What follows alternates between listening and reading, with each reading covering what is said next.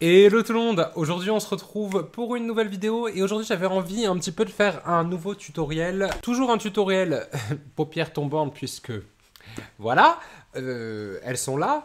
Et aussi je voulais faire un tutoriel qui vous montre un peu des couleurs qui mettent les yeux en valeur. Donc aujourd'hui j'ai choisi du violet, etc. pour vous montrer un petit peu. On va utiliser aujourd'hui aussi la nouvelle palette Pat McGrath. C'est la Mothership Mega Celestial Divinity que j'ai acheté il n'y a pas longtemps, que je n'avais pas encore testé. Donc on verra tout ça ensemble dans la vidéo. Mais avant de commencer, si vous ne me connaissez pas, moi c'est Chad alias The Friend Beauty Boy. Bienvenue sur ma chaîne. N'hésitez pas à vous abonner, à faire sonner la cloche et à me laisser un petit commentaire. Et sur ce, je vous laisse avec la vidéo.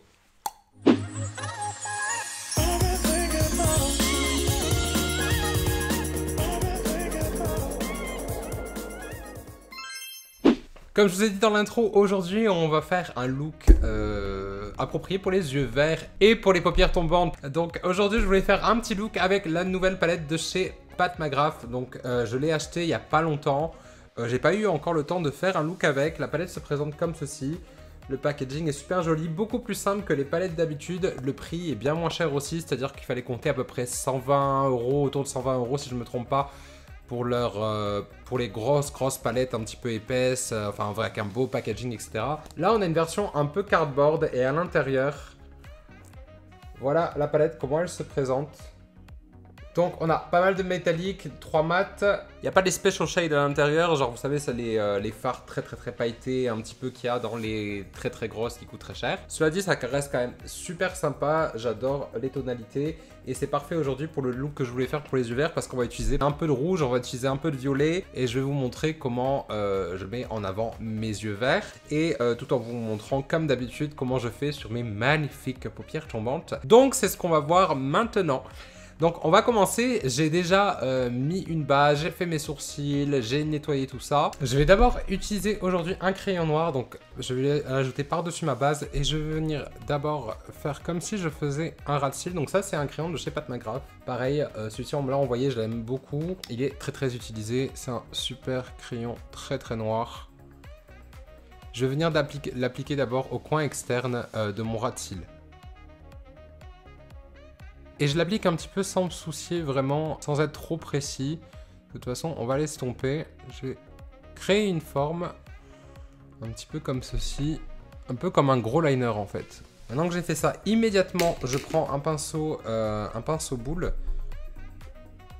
Et je vais venir dégrader les bords.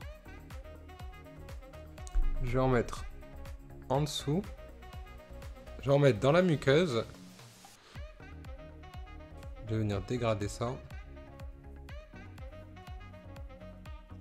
Comme vous voyez, je concentre le produit vraiment aux extérieurs. Je vais venir maintenant estomper, mais tout en créant un petit peu cet effet de faux crise avec la matière que j'ai déjà sur l'œil et toujours le même pinceau. Je crée le pli. Donc je le crée comme j'ai une paupière qui tombe. Je ne le crée pas dans le creux, mais au-dessus du creux pour que quand je regarde, on voit le creux en haut, on voit l'ombre qui a été créée. Donc ça, c'est très important. Faites en fonction, comme je vous ai déjà dit dans la première vidéo, si vous n'avez pas vu ma première vidéo sur les paupières tombantes, sur comment maquiller le make-up très simple, je vous la mettrai ici. Mais voilà, il faut toujours, vous savez, regarder devant, regarder comment ça donne à l'intérieur. Et puis à la limite, moi, quand il y avait une technique que j'avais appris du maquilleur Wayne Goss, c'était qu'il disait de suivre, en fait, de faire une ligne, de prendre le point là où vous avez la paupière qui tombe le plus et de tracer une ligne comme ça. Donc c'est pour ça qu'après mes fards vont venir s'estomper jusque là. C'est important toujours de regarder droit devant vous pour être sûr qu'on voit au moins les ombres que vous prenez du temps en fait tout simplement à appliquer. Sinon ça ne sert à rien. Je l'étire vraiment légèrement, un petit peu encore aux extérieurs. Maintenant que j'ai fait ça, que je suis satisfait de mon blend, je vais juste légèrement passer avec un pinceau propre sur les bords. Et maintenant on va commencer avec la palette. Donc je vais prendre la couleur Venomous Void, qui est une couleur un peu vin comme ça. Donc je vais prendre sur un Morphe M503, donc c'est un pinceau fluffy, mais un petit peu pincé comme ça, vous voyez. Parfait pour aller dans le creux, et je vais commencer à appliquer la couleur par-dessus le dégradé que je viens de créer. Donc je commence toujours aux extérieurs. Donc du coup j'ai choisi cette couleur, pourquoi? Parce que c'est une couleur complémentaire, c'est une couleur qui va vraiment faire ressortir le vert de mes yeux. Donc c'est pour ça qu'aujourd'hui j'utilise cette couleur là. Donc si vous avez les yeux verts comme moi, le violet, les couleurs un petit peu comme le bordeaux, bon bien entendu tout ce qui est couleur neutrale, couleur un peu chaude, le orangé, etc. marche très très bien sur les yeux verts aussi. Mais si vous voulez dans les choses un peu plus froides, le violet sera votre meilleur ami. J'estompe un petit peu mes bords. Je ne rajoute absolument pas de produit. Vous voyez que c'est très pigmenté dès le premier passage. On va peut-être en rajouter un tout petit peu à l'intérieur, mais vraiment le dégradé en tout cas, je le garde comme ça. Maintenant, je vais prendre un petit peu de la couleur Venusian Orchid, qui est un peu plus pâle, hein, qui est vraiment un rose un petit peu un rose un petit peu neutre, un rose un peu gris. Enfin, je sais pas comment vous expliquer, un rose un peu muté, je sais pas comment dire en français. Vous voyez la couleur. Voilà, un rose comme ça, poudré peut-être, je ne sais pas. Muted en anglais, si pour ceux qui parlent, pour ceux qui sont anglophones. Et je vais venir avec vraiment très peu de produits estomper par-dessus un peu les bords, vraiment pour permettre le dégradé en fait tout simplement. Et vous voyez que moi comme c'est mes yeux qui sont extrêmement tombants et aussi qu'il y a très peu de place, vous voyez quand je regarde droit déjà devant moi sans hausser le sourcil, je sais que vous m'avez reproché certains d'avoir levé le sourcil pour vous montrer la différence, parce que c'est vrai que j'ai l'habitude souvent de faire ça, même pour les photos, et du coup en fait je pense même que j'ai un sourcil qui est plus haut que l'autre à force. J'arrive à peine à lever le gauche parce que c'est toujours le droit que je lève, et même en parlant c'est vraiment quelque chose que je ne sens même plus. Là je vous parle, c'est à peine si je remarque qu'il est levé.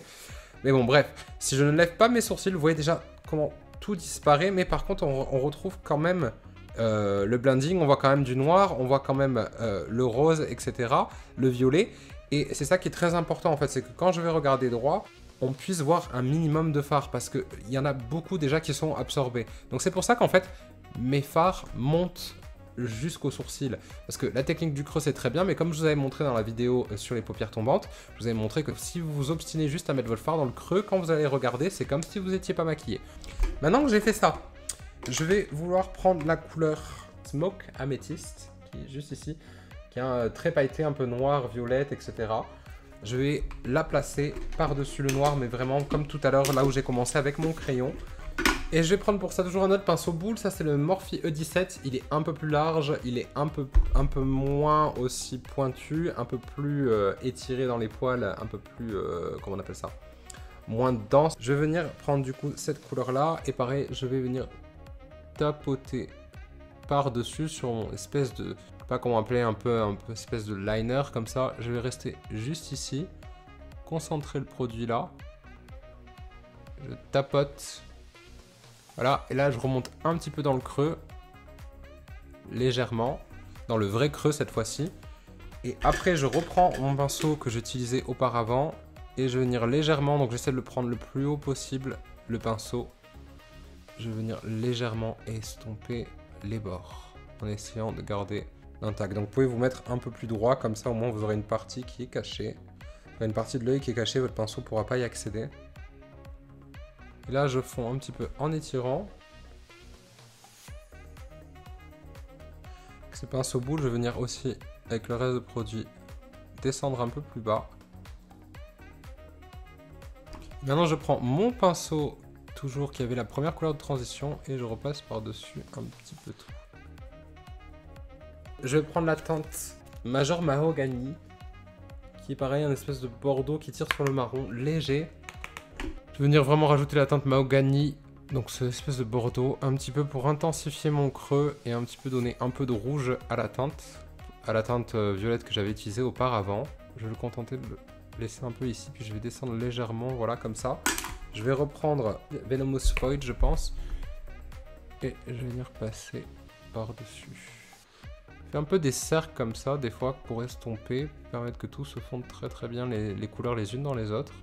Maintenant que j'ai fait ça, comme d'habitude, je repasse avec mon pinceau sur les bords. Je pense que pour les maths, on va s'arrêter ici. De toute façon, il n'y en a pas plus. Maintenant, je vais venir appliquer cette teinte qui me parle un petit peu, qui est... je pense que c'est Venomous Void ou Electron. Un duochrome, je ne sais pas si vous verrez en caméra. reflète du rouge au violet, vous voyez. Je vais le prendre avec le doigt. Je vais venir le placer juste à côté de la couleur auparavant. Très jolie cette couleur. Donc vraiment à cheval. Voilà. Je vais reprendre mon noir un peu pailleté comme ça et je vais venir fondre le reste. Je vais maintenant venir prendre la couleur bronze nébula. Donc pareil, c'est un genre de violet un petit peu pailleté. Pareil, en continuité. Donc on a le noir, on a le violet rouge. Puis je vais la remonter un petit peu dans mon creux. Aujourd'hui, je vais pas faire un cut crease. Parce que je sais que je vous ai dit que c'est bien de faire un cut crease si vous voulez agrandir cette paupière, etc. Mais je me sens pas. Il y a des fois où juste, en fait, ce que je fais, c'est que je remonte le violet dans le creux par-dessus un peu le noir. Vous voyez? Vous voyez où c'est qu'il y a le creux de paupière et où c'est que je remonte mon violet. Je le remonte plus haut tout simplement sans m'embêter à faire un cut crease avec un anti-cerne. Avec le doigt comme ça suffit largement. Quand vous voulez aller un petit peu rapidement. Je vais utiliser cette couleur qui est un rose un peu fuchsia. Je pense que c'est, bah oui, fuchsia choc. Pareil avec mon doigt. Je vais venir le placer à l'intérieur. Donc si vous n'avez pas, si vous avez des ongles, etc., vous pouvez faire ça avec un petit pinceau ou en le mouillant. Et d'ailleurs c'est ce que je vais faire, je vais voir qu'est-ce que ça donne en mouillant. On va prendre un pinceau plat. Je vais reprendre la couleur tout à l'heure qui était un peu pailletée, le violet que j'ai mis au milieu. Je vais mouiller. Tendre un petit peu. Du coup ça va me permettre un petit peu aussi de monter le fard plus haut. Et de faire ce cut crease sans anti-cerne en fait. Je vais venir réintensifier maintenant la couleur que j'avais mis, vous savez le violet un peu rouge, je vais pas vous dire le nom à chaque fois parce que franchement la flemme de retourner, excusez-moi. C'était la couleur que j'avais placée après le noir. Je vais repasser avec maintenant ma couleur fuchsia. J'utilise le même pinceau en fait, je mélange un petit peu, du coup ça se fait encore mieux je trouve. Pareil je dépasse du creux. Pour un peu rejoindre le violet, pour qu'il y ait cette espèce de cut crease, sans correcteur. Ça me plaît bien. Alors j'avais envie tout à l'heure, j'avais fait un essai, je voulais faire une folie parce que je l'ai préparé avant de commencer à filmer pour voir ce que j'allais faire avec vous aujourd'hui. J'ai bien envie de faire cette histoire. Alors tout à l'heure ça a bien marché, là j'ai un doute du coup d'un coup. Je vais maintenant prendre une couleur verte gold comme ça, qui s'appelle Odyssée. Et je vais la mettre beaucoup plus haut, c'est-à-dire que je vais la placer comme si, là où il y a, vous voyez, le faux creux comme ça qui redescend, je vais venir mettre ma couleur verte ici. C'est un peu comme si je faisais un liner paillette en fait. Sauf que là, j'utilise un fard. Ah, ça donne quelque chose comme ça, j'aime beaucoup, je sais pas ce que vous en pensez. C'est histoire de pimenter un petit peu le look. Ça paraît très compliqué, mais vous voyez, c'est pas hyper compliqué en fait. Il y a un peu plus de couleurs, mais les placements sont plutôt simples. Comme je vous ai dit, c'est un peu comme un liner un petit peu pailleté qu'on aurait mis dans le creux. Et maintenant que j'ai fait ça, je pense que je vais prendre la teinte Galactic Gold. Et je vais venir maintenant la mettre au coin interne. Je vais venir la remonter comme il y a un reflet un peu vert dans le début de ma ligne. Ensuite, je vais revenir avec mon pinceau boule. Je vais reprendre la couleur qui était pailletée métallique que j'ai mis ici. Je vais la reporter en dessous. Je vais reporter le rose à l'intérieur.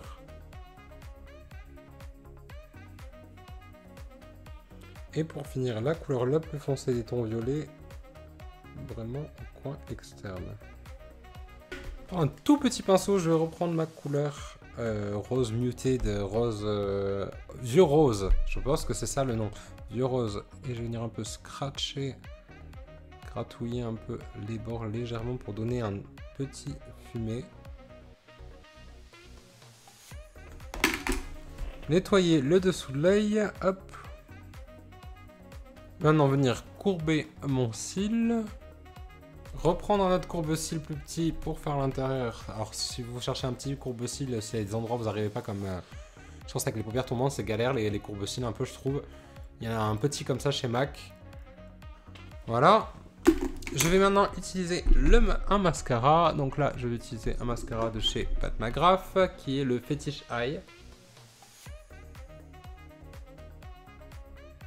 Et toujours ce que je fais, moi, je sais qu'il y a des gens qui détestent faire ça, mais je passe un crayon dans la muqueuse du haut parce que j'aime bien qu'on ne voit pas la séparation après quand je vais mettre les fossiles, ou même qu'on voit la séparation, et ça épaissit un petit peu la bande de cils, on voit pas de blanc en dessous en fait.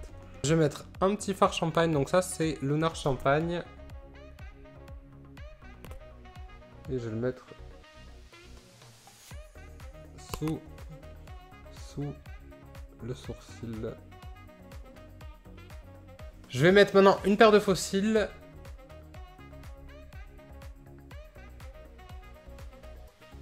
J'ai un peu de mascara maintenant pour fondre un petit peu. Je les pince bien entre eux. Et voilà ce que ça donne pour les yeux. Alors vous voyez quand même que malgré moi le fait, c'est-à-dire que mes paupières sont totalement tombantes, il n'y a pas d'espace, et j'ai l'os des sourcils très bas, il y a peu d'espace, mais vous voyez quand même la différence. Si je lève pas les sourcils, clairement cet œil là paraît plus gros que celui-là. Si je fais ça, là je lève pas le sourcil, je lève juste un petit peu le regard, là je lève le sourcil, là je l'ai pas. Vous voyez quand même grave la différence, et vous voyez que malgré tout, même si oui, c'est pas non plus incroyable, parce que de toute façon moi, avec le peu d'espace, vraiment comme je vous dis toujours, mon os de mon arcade sourcilière, il est tellement bas et mes cils peuvent le toucher, donc forcément on peut essayer un petit peu d'améliorer les choses, mais on peut pas non plus tout refaire avec du maquillage. Mais vous voyez quand même que même quand je me mets comme ça, vous voyez très bien que ici ça paraît quand même beaucoup plus grand.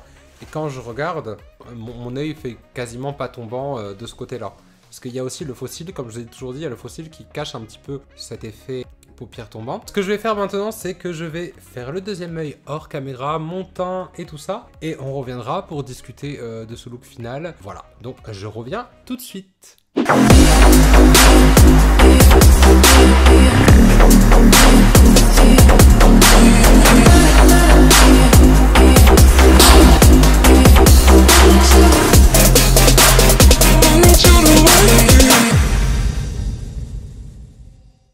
Et voilà donc de retour avec le look final, donc voici ce que ça donne. Je suis vraiment trop content de ce look. Je trouve que c'est juste magnifique, j'adore la palette, oh, c'est la première fois que je l'ai testée, j'en profite pour vous en parler vite fait. La palette est top, elle est toujours pas très accessible, hein, parce que ça reste quand même 78 € je crois, ou 75 € si je me trompe pas, mais comparé aux palettes qui sont à 120, vous avez plus de fards. Ça coûte un peu moins cher, donc voilà. Mais c'est vrai que la qualité des fards est juste parfaite, hein. C'est du Pat McGrath, rien à dire. Pour le reste du make-up, j'ai utilisé mes trucs plutôt réguliers. Je me suis remis au... Enfin non, j'ai ressorti le L'Oréal Infaillible 24 heures Fresh Wear, qui est vraiment pas mal du tout. Je le trouve assez cool, vraiment assez imperceptible, mais en même temps tout en ayant une bonne couvrance. Qu'est-ce que j'ai essayé d'autre? Est-ce que j'ai essayé des choses particulières? Oui, j'ai essayé. Alors, je viens de recevoir ça aujourd'hui de la part de Kat Von D. J'avais jamais essayé. C'est les Metal Crush Extreme Highlighter. Et alors, mon dieu, ils sont sublimes. Il y en a un autre aussi que j'ai mis un peu en topper. Où c'est qu'il est? Je ne le vois pas. Ma table est un bordel. Voilà, c'est tout petit comme ça qui s'appelle Holographic Transformer. Les deux combinés, enfin, ça fait un effet très mouillé. Alors c'est très pailleté, mais moi personnellement, je sais que c'est ce que je préfère parce que je trouve qu'il n'y a que ce genre d'highlighter très pailleté, limite un peu en crème quand vous touchez, un peu comme le Fenty, qui font cet effet mouillé sans faire un effet poudre. Je trouve que ça ne met pas en valeur la texture comme un highlighter classique un peu poudré qui pourrait le faire en fait. Donc là, je trouve ça juste sublime, je les adore, ça va être vraiment, j'ai plusieurs teintes qui m'ont envoyé, donc je suis super content. Ensuite, j'ai utilisé donc bien entendu le rouge à lèvres de chez Pat McGrath, donc ça c'est le Matte Trans Lipstick en teinte Omi 107, le voici, qui va très bien avec ce look, je trouve. J'adore vraiment la petite touche de vert doré que j'ai fait qui rappelle un peu mon t-shirt. Voilà, c'est tout, j'espère que ce tutoriel vous a plu. Je voulais pas non plus faire quelque chose de très, je sais pas, par exemple, très rouge ou une couleur très vive pour vous montrer à quel point les yeux ressortaient. Je voulais faire quand même quelque chose de très smoky. vous pouvez voir quand même que mes yeux sont là, ils sont présents, ils sont bien verts grâce aux couleurs. J'espère que ça vous a un peu aidé si vous avez les yeux verts à expérimenter avec ce genre de couleurs. Donc comme je vous ai dit, hein, tout ce qui est pourpre, violet, rouge, toutes ces couleurs-là sont vraiment des couleurs complémentaires avec les yeux verts, ça les fera ressortir énormément. Voilà, donc c'est tout pour ce tutoriel. N'hésitez pas à me dire dans les commentaires si vous l'avez aimé, si vous avez suivi, si vous avez essayé de recréer ce look. J'espère en tout cas que ça vous a aidé. Sur ce, je vous laisse et je vous retrouve à la prochaine vidéo. Salut!